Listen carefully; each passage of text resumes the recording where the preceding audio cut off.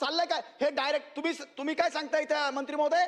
सहसंचालकांमार्फत चौकशी करतोय किंवा त्या संचालकांना, अरे हेच दोषी आहेत ना, हे सामील झाल्याशिवाय हे होऊच कसं काय शकतं? म्हणून तुमच्या डिपार्टमेंटच्या एकाही व्यक्तीला तुम्ही ही चौकशी देऊ नका.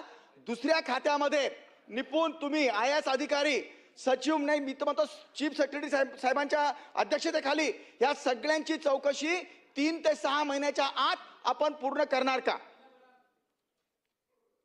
नाही अध्यक्ष महोदय, नागपूरच्या बाबतीमध्ये मी आपल्याला माहिती दिली.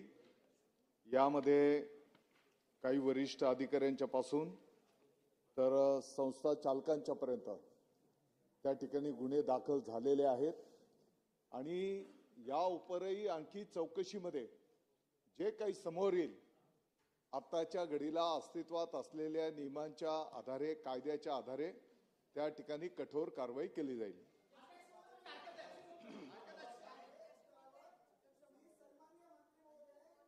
बाबा, एज्युकेशन ऑफिसर शिवाय हे दिलेच जात नाही ना, ह्याच्या चौकशीची गरज काय?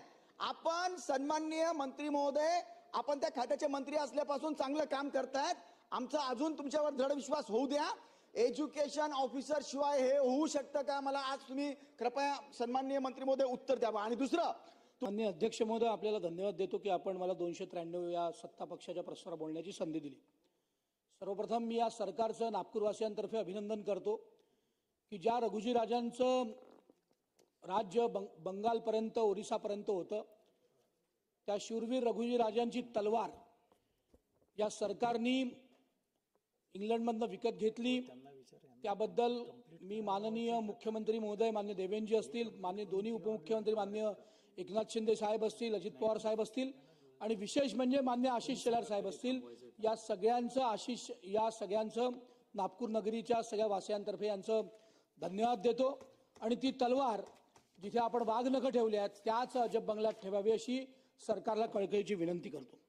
माननीय अध्यक्ष महोदय, हे सरकार आल्यापासून जे काही गोष्टी घडत आहेत, विशेषतः महानगरांकरता ज्या प्रस्तावात विशेष संधी आहे, मग ITMS सारखी इंटिग्रेटेड ट्रॅफिक सिस्टीमचा विषय असेल, मग स्मार्ट सिटीमधील सिटी सर्व्हिलन्सचे विषय असतील, मग मेट्रो सारखे विषय असतील, ज्या की शहरांना ज्याच्या गरजा अधिक वेगाने लागणार आहेत, त्या सगळ्या गोष्टी आपण करतोय. त्याबद्दल मी या सरकारचं अभिनंदन करतोय. माननीय अध्यक्ष महोदय, अमरावती विभाग असेल किंवा नागपूर विभाग असेल, ते नजूल जमिनींचा विषय होता. त्यावेळेचे